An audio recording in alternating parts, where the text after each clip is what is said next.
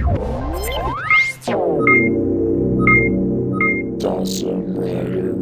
YouTube, Dawson Rider here with a review of the vinyl figures for Beet Buster, Beet J Stag, and Stag Buster.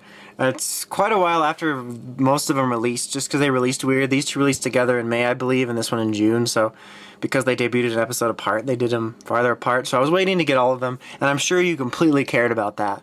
But, so let's just go ahead and take a look at them. We'll just go left to right. Take a look at Beet Buster here. These are vinyl figures, if you don't know. They're lightweight vinyl figures that are not very posable at all, and are just kind of made to sit there and look sort of statue-like. But the details on them aren't that terrible. The helmet details on this guy are pretty solid. I mean, I'm sure the figure art's going to look better, but it does the job pretty well, I think. And then the paint on his chest and stuff's all fine and stuff. I'll just say stuff a lot. You got his transpod there, which isn't that well painted, but the details, they all do a pretty nice job. I mean, these used to be a lot better, actually, and look a lot more statuesque and a little bit more impressive, but it does a solid job. As you can see there, he's supposed to have feet parts from Beet J Stag. Here's the back. Check out the back. Only articulation he has is his arms move around 360 and his waist swivels around. His head does not move, and he comes with no weapons. Sometimes he used to come with weapons in fancy boxes, but not anymore.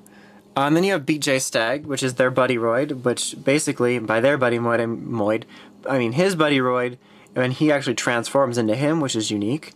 But I really like Beet J Stag, and I think they did a pretty good job on his Sentai Hero, actually. Like, all the details on his helmet are pretty well done.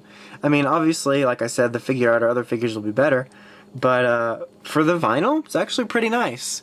The paint on his chest and stuff's pretty nicely done, actually. It's almost got a shiny quality to the silver. But as you can see, it's actually not that terrible. I actually quite like it. I like these figures in general. If you don't know, I collect all of them.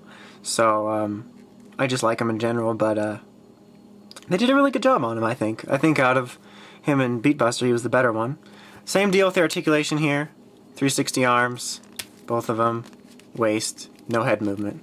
But that's all you get, but it's still pretty nice. I like him. And let's see if I can get him to stand. And now we have Stag Buster, which I think out of the two Busters is the better one, just in my opinion. I think his helmet looks really nice. Like, they got this nice shiny quality to the silver, similar to Beet J Stag's, and it looks pretty nice, and like the visor looks pretty cool. So I don't know, I just think they did a good job on his helmet. And like you can see down here, I think they did a good job on the paint. You can see this sort of sparkliness to his silver, and the blue paint looks really good as well. So these aren't really terrible figures at all. Just take a look at the details on them. There we go. So overall, so same deal, 360 waist movement. So really, there's not much to them at all. But like I've said in previous reviews, I do collect all these, and I do quite enjoy these figures. So if you're just looking for something to represent them in the meantime, until more posable figures come out, or you're looking for something cost-effective in general, they're not that bad at all. I mean, they're certainly not the best things ever, but the paint's actually pretty nice. More painted than some Bandai of America figures, and they look pretty decent on the shelf. So for the cheap price, if you're into this type of deal or just want something cheap to represent it, I can recommend it. Otherwise, if you're into more, you know, high quality posable type deals, I would just wait for the inevitable figure arts. But overall, I still enjoy them. They're the typical Sentai Heroes, and I like them, and I like these guys' designs, so that's all cool. But I really don't have much else to say. I don't want to pad out this review. I don't have to, so it's probably end up being about 4 minutes. So yeah, that's about it. Thank you for watching, and make sure you check out RidersRangersandRambles.com. I said that right, RidersRangersandRambles.com. Sometimes I add an extra N. Anyway, for token news in the craziest way possible.